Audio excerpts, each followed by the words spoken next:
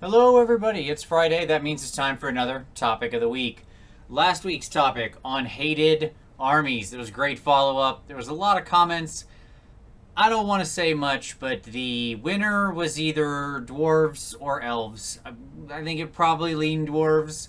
But hey, the stunties have always been divisive, and the people who love them really love them, and they're stubborn in their love. So, in that way, I mean, if the stunties weren't up against a lot of hate and on the back foot and needing to be stubborn, how could you actually be a dwarf? That's the nature of being a dwarf.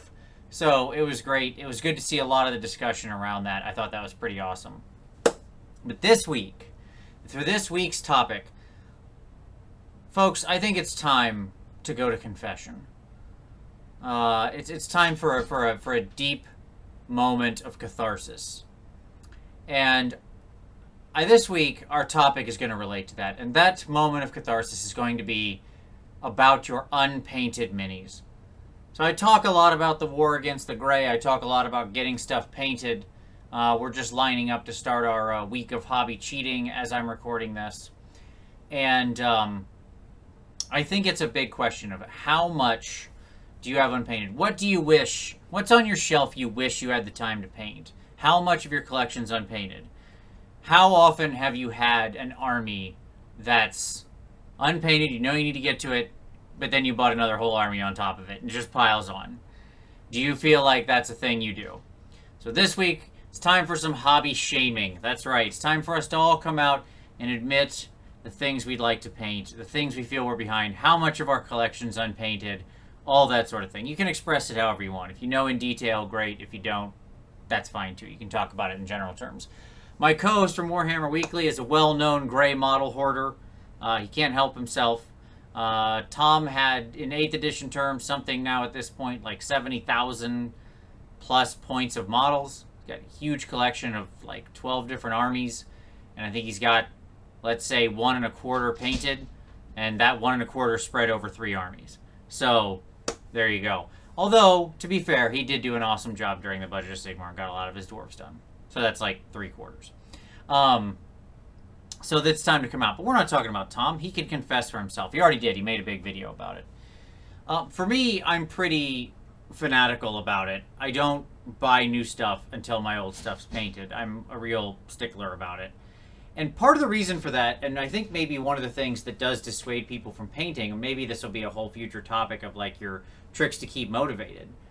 But part of the thing that I do is I don't really, if I have stuff that I know is in the clip, as it were, in line waiting to be painted, then I don't buy anything new until I finish it. No matter how much I want it, you just don't buy it. I know that sounds crazy, but it's just the easiest way to go, I think.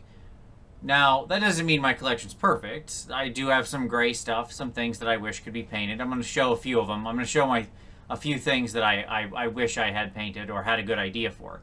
Some stuff I keep around, like bits and other things, and just like if there's a particular cool model that I know I want to chop up and convert, I'll keep that around with no real intention to ever paint it. That's different. But for the most part, what's been hanging over my head recently, like the Sword of Damocles, is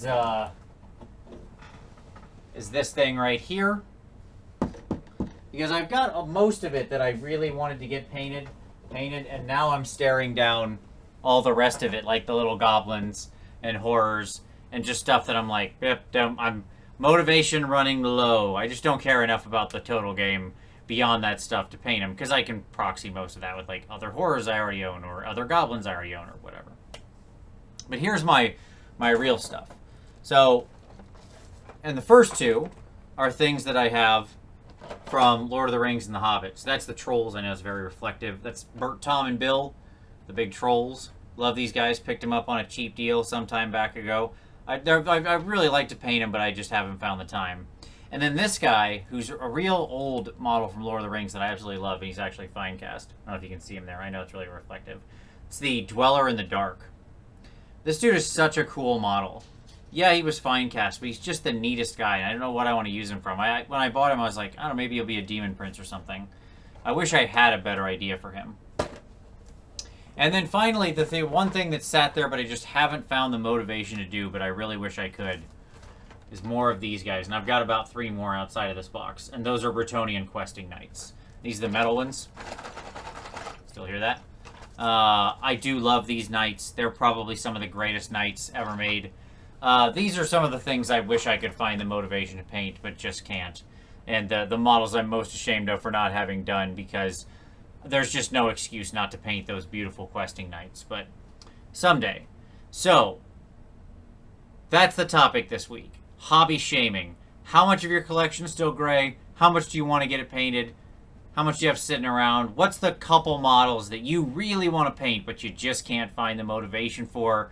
Do you find yourself getting, more models when you know you've still got stuff sitting there new in a box? That kind of thing. So, look forward to the responses. As always, any video responses will be linked down below, along with last week's topic about your most hated army. And if you don't want to make a video response, that's cool. Just put it down in the comments below and start up the conversation. Always happy to see that. So, all that will be down below. As always, looking forward to it, and we'll see you next time.